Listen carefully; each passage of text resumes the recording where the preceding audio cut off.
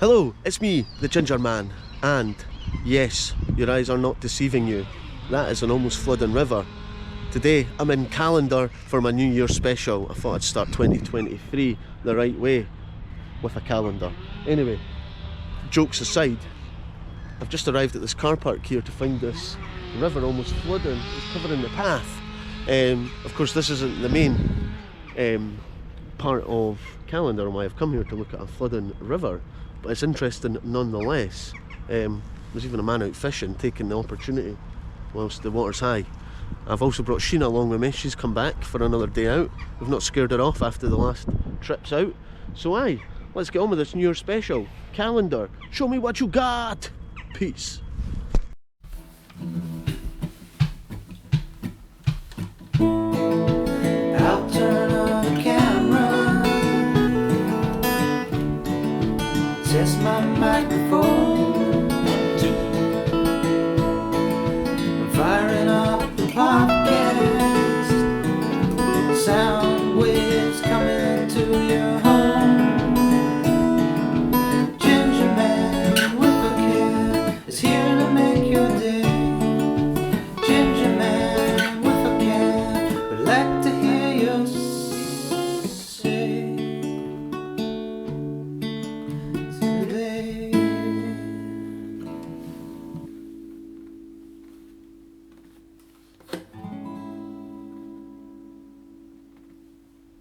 So first things to note is Callander is beautiful. Like, you can see the hills and the highlands beginning, and they're snow-capped just like the Ochils were. But this here, I wonder how and what is the highest it's ever got up.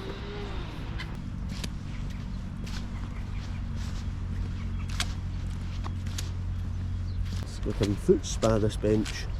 The Callander foot spa. Right. I seen a sign as I came in. This is what we need. This is a place where highlands meet lowlands. That's a special combination. It means that you can enjoy a mountain backdrop while strolling through the town, or spend a day among the hills and lochs not far away, then return to cosy accommodation and dine in style. You can also get a foot spa at the river. That's what generations of admirers of this area have done. Sir Walter Scott, whose writings put the nearby Trossachs on the world tourist map, was one of them. So were the Victorians who came by horse, drawn carriage and train, and the millions since then who have journeyed here by coach, car, bike or on foot. You're part of that tradition, so are you watching this video. And now you can enjoy making your own connections to Callander. I'm excited. Here it is on the map. This is an absolutely like level 10 exotic board, information board. You don't get ones like this everywhere. This is serious. I mean, obviously we're in Callander. We're at that point of the lowlands meeting the highlands, so we know this is going to be huge, hugely historic, and I bet my bottom dollar there's going to be some Roman history here too. Because those Romans who didn't quite defeat the Caledonians probably, and I'm assuming, had some sort of camper base here. Because as they got into the highlands, that's where they were getting guerrilla attacked. Because the Caledonians, they knew the strength and superiority of the Romans, so they didn't want to get into no organised battles with them, so they just jump out the bushes. Anyway, look around the car park. What do you notice? Gulls and ducks at the water's edge? Definitely. The shapely mountain, Ben Ledi, to the west. A strange looking mound just beyond the tarmac. I did notice that. That lump looks as if a giant had turned it out from an enormous pudding bowl. That's some imagery. I like it. It's an artificial hillock called Tom na Chéisig. The name comes from a saint called Céisig, not a giant. Céisig was an important person in the early Celtic church, son of the king of Cashel in Ireland. He came as a missionary to Scotland in the 6th century and preached in the lands of Lennox, south of Callander.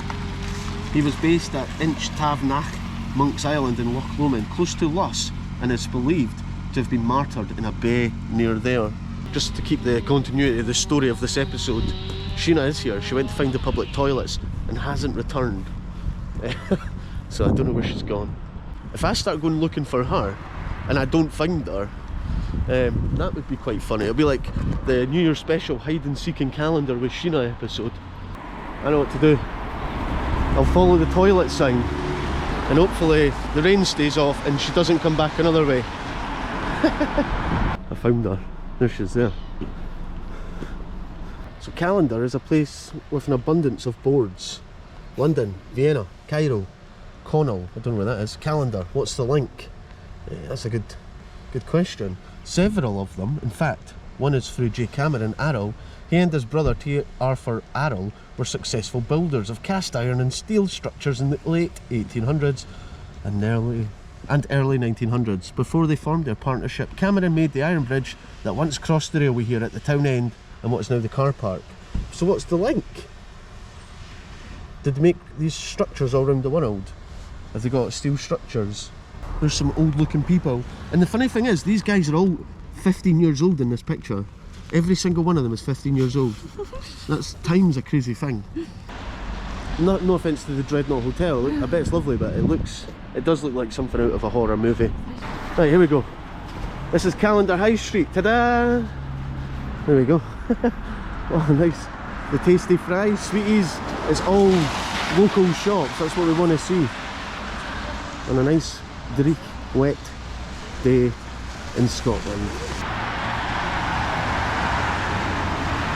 Smoothies for the eradication of seemingly incurable sadness.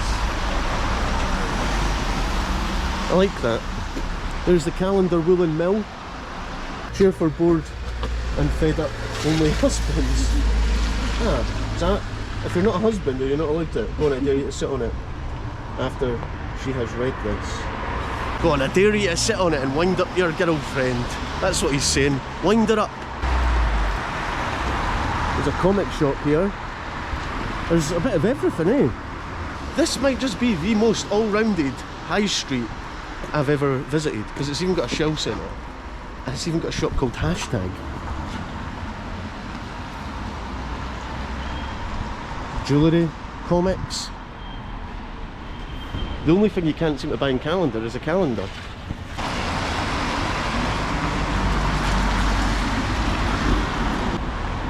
Rob Roy. Hero or villain? Audio and visual display inside, but they're closed today.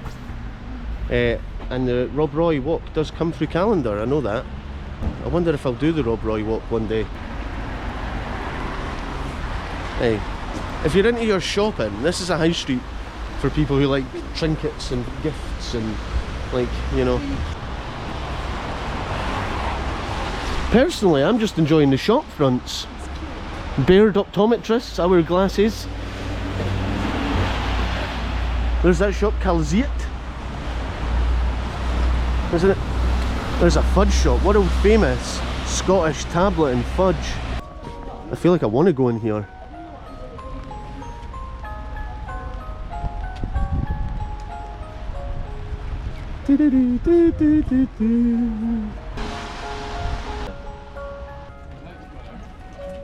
The Callander Square.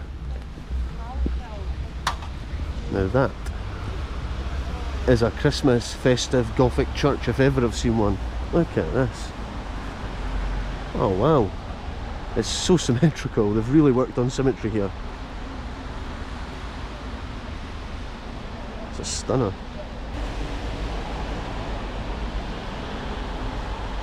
Here in Callander we're surrounded by impressive mountains, as well as cascading waterfalls and tranquil lochs. It's no wonder tourists have been flocking here for at least 200 years.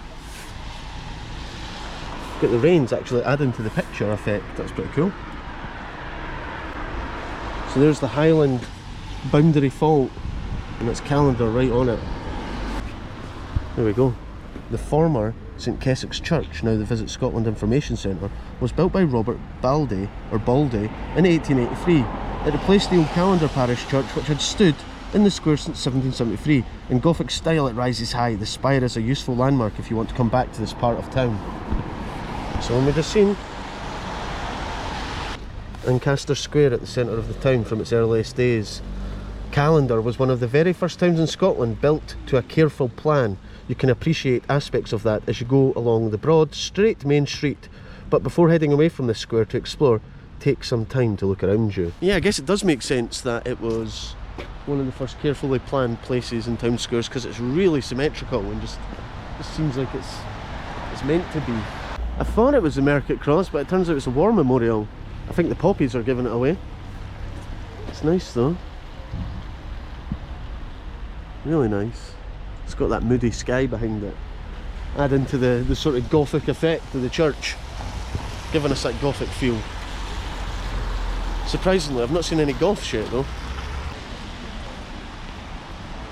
So when you come to Callander, you're not short of places to eat, which is often a difficult situation to be put in. So we've decided we're coming to the Main Street Baker. Sorry, the Main Street Bakery. I love a baker. It's a bit of a queue, eh? Callander. We'll go somewhere else. We're going somewhere else. We've decided. Sorry guys. If you're owners of that place watching this video back, apologies. I'm sure you've got a great square sausage roll, but today you were too busy. We've come into the Ancaster. I've ordered soup and a toast steak because it's New Year and you gotta eat, especially when you come to Callander for the day. What are you going for? Salmon. Let's go for salmon.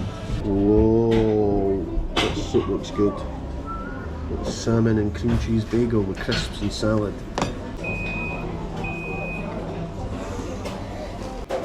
That was amazing. 9 out of 10. Sheena had a bit of problems. It was a bit messy for her, she says. Right, we're going to get a coffee to go and then hit the road. That's the plan. We've got our coffees. Cheers. And we're going to go back to the car and plan the next part of this day trip, which is apparently there's a waterfall. So I want a bit of nature walk. We've walked through the high street, we've had something to eat. So now it's time for some nature.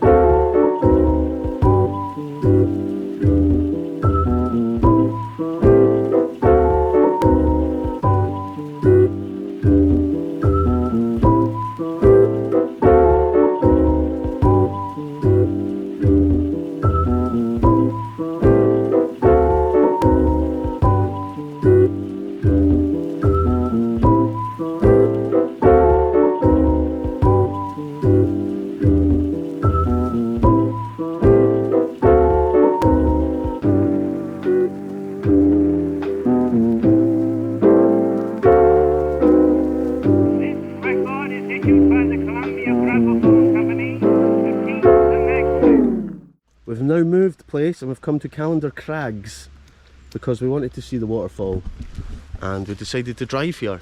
I think it's up this path here. Bracklachan Falls. I better get the name right properly. Bracklin Falls. We're half a mile out of Callander, which basically we're still in Callander, but this is just to show you like what is literally on your doorstep, and this is just one of probably hundreds of walks around here. So aye, it's a Gingerman dream. Hello Callander.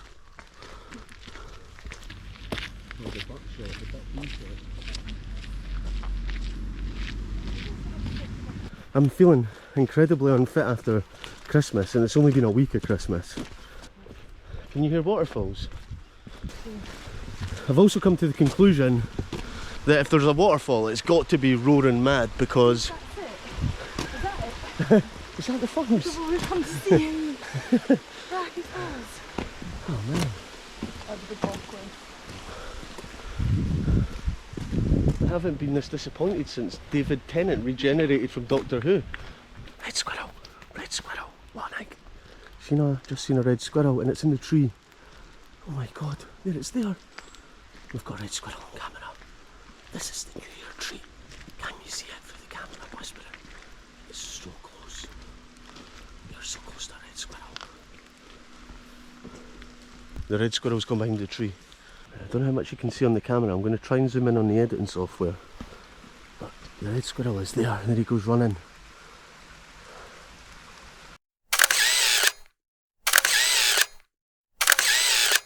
Happy New Year. Come to Callander and you'll see a red squirrel.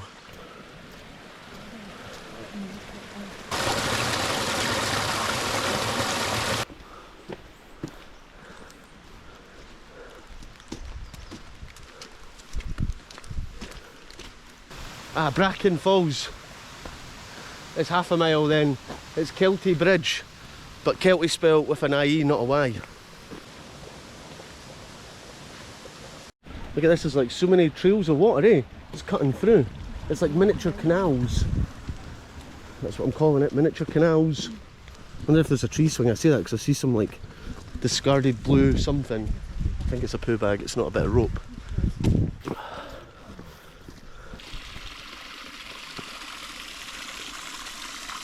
Yeah, this would be a beautiful park to live in, because you do, as it said in the sign at the start, you have the best of both worlds in Callander.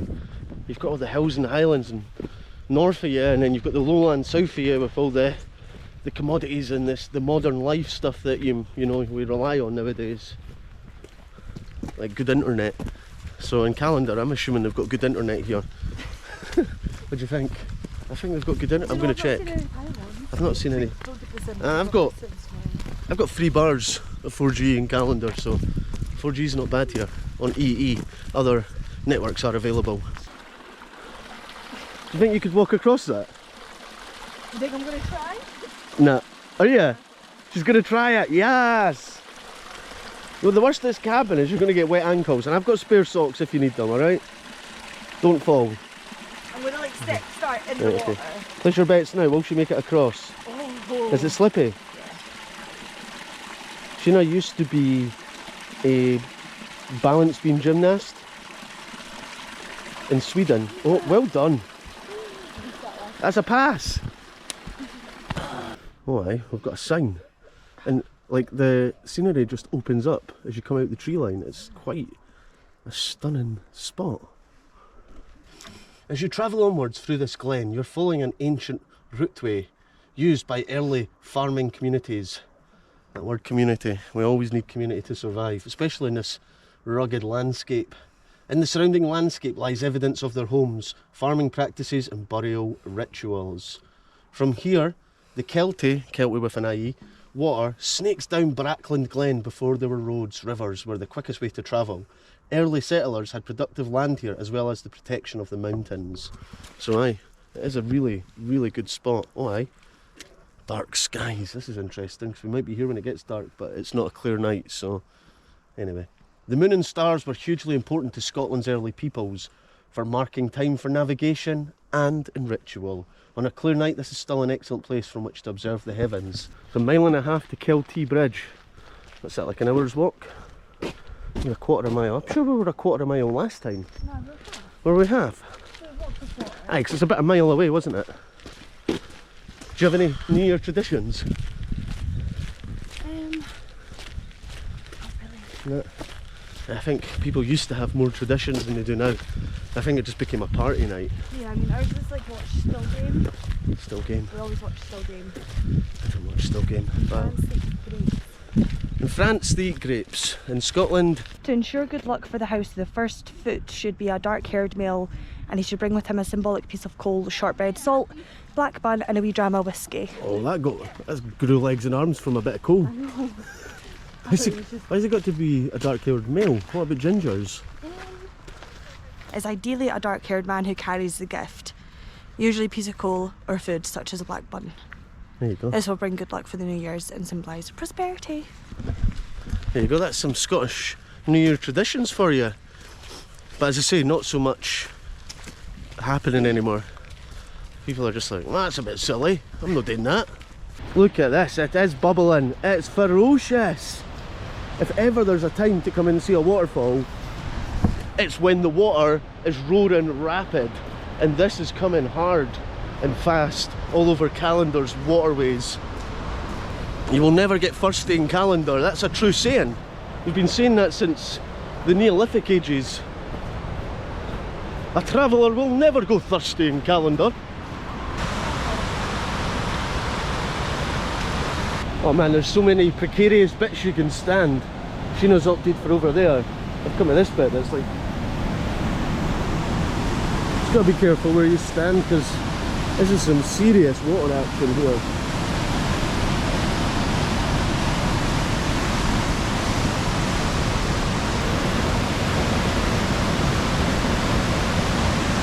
It's so dangerous and terrifying, but there's a part of you that if you like being in the water and swimming, wants to go in that. I want to go down this on a rubber ring. You know, I'll probably die, but I want to try it.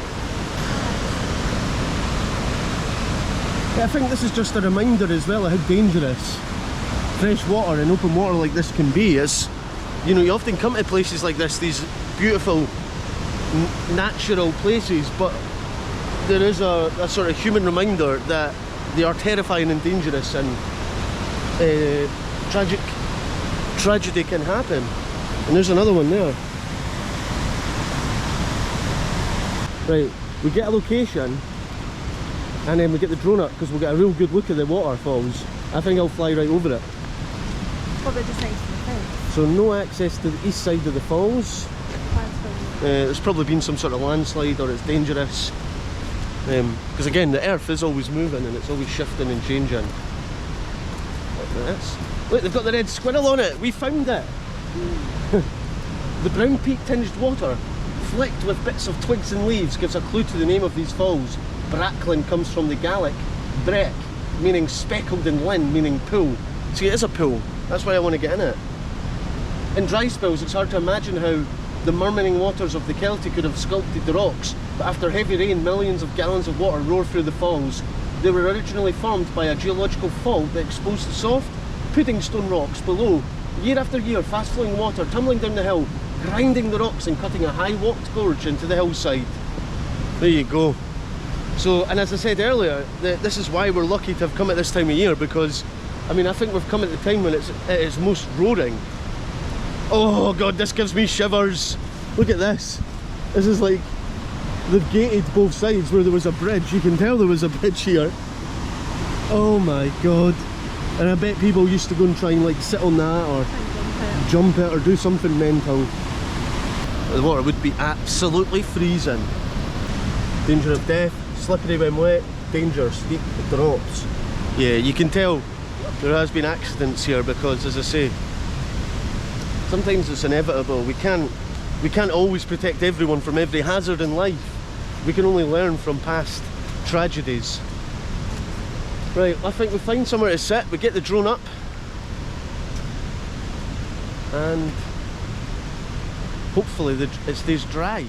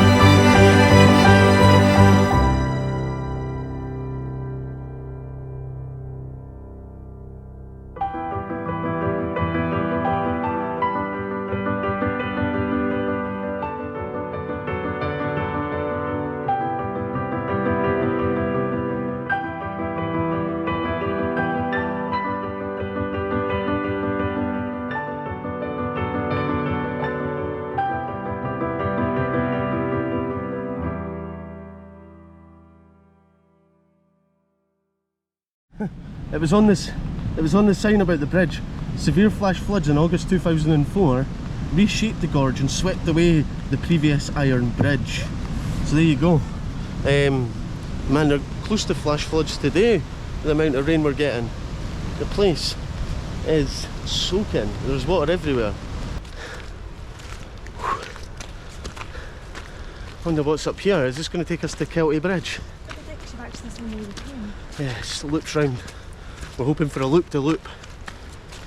Aha, we're back on the main path. Callander, 1 mile. Right, it's a mile away. It's a good on mile.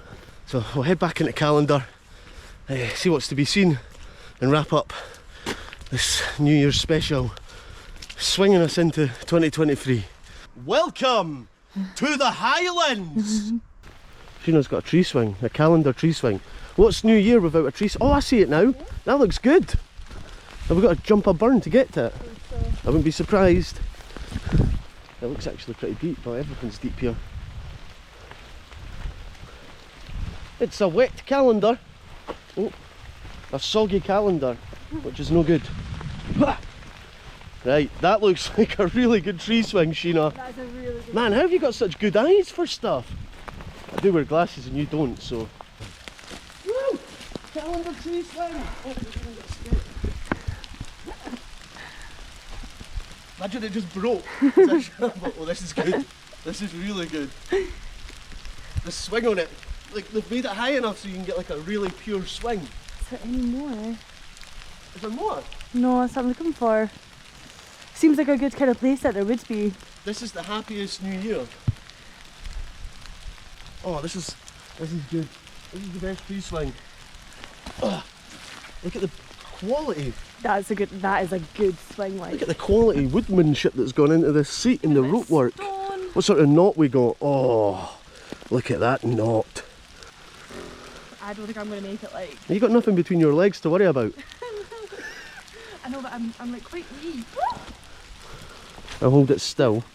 Right, put one leg round, one leg round, and then that's it. Get that one round. I'll hold it. Oh, she's not on tree swing take 2. Be bold, be brave. Jump with freedom and power. Yes. Good swinger, eh? She's a good swinger. There you go. She's free. We're all free in the Callander woods, swinging ourselves into the new year. The sun is setting on the Callander tree swing. It's stunning, isn't it?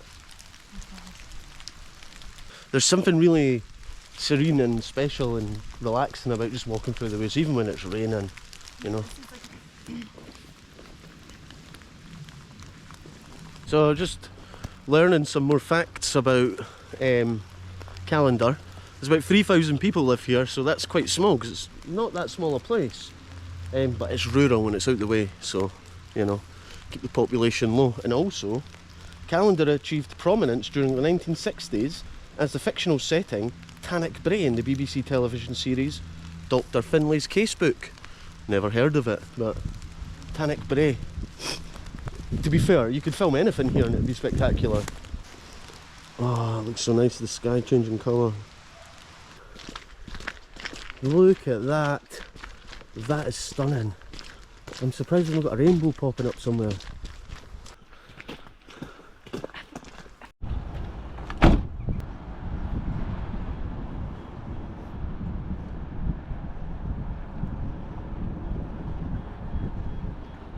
Look at that.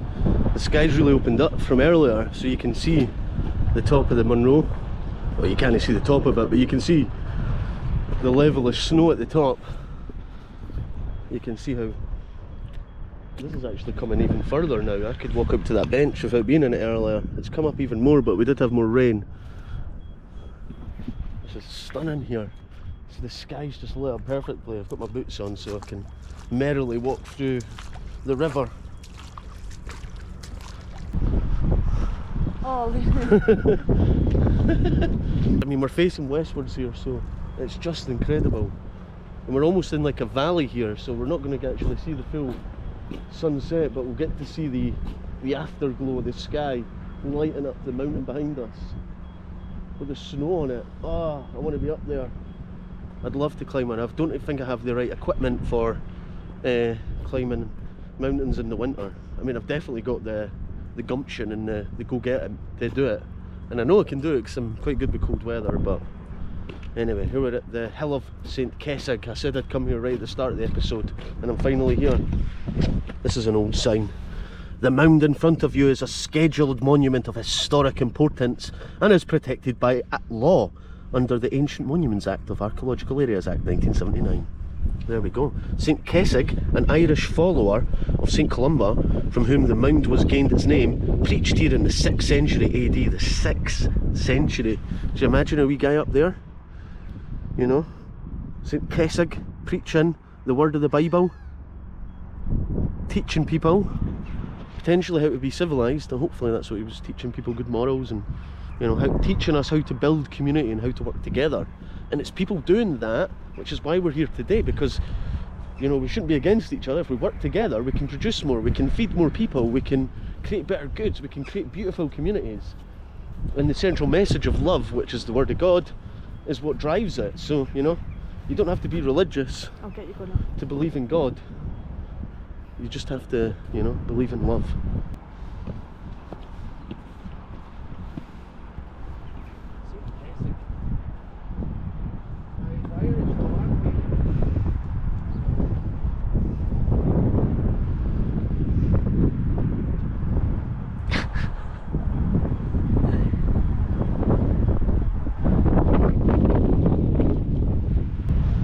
Just imagine what an amazing spot this was to preach to people. You know, it's like a natural theatre up here, but just with an insanely beautiful background. Wow, I love Callander. Look at the sunset we're getting.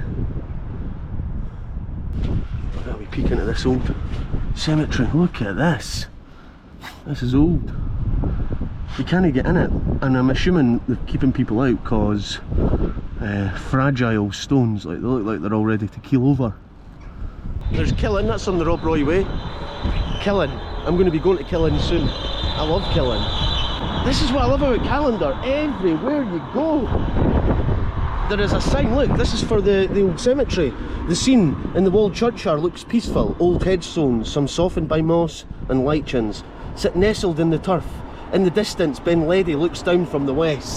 So that's Ben Ledy, the big Munro at the back there.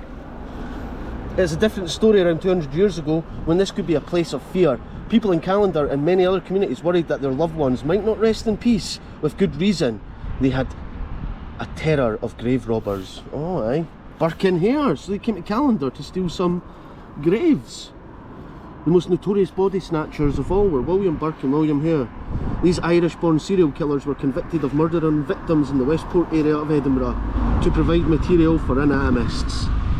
That's quite a famous story in Scotland, the Burke and Hare. It's funny how these like sadistic tales become like stories that are passed on for education at school. With Ben Liddell in the background, Ben Aldi at the side of it, and Ben Tesco's is over there. Look at this man fishing.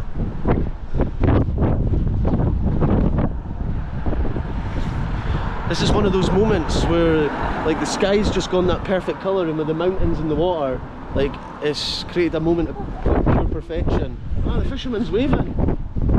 I think he's waving, or was it? No, I think he was catching his line. I don't think he was waving.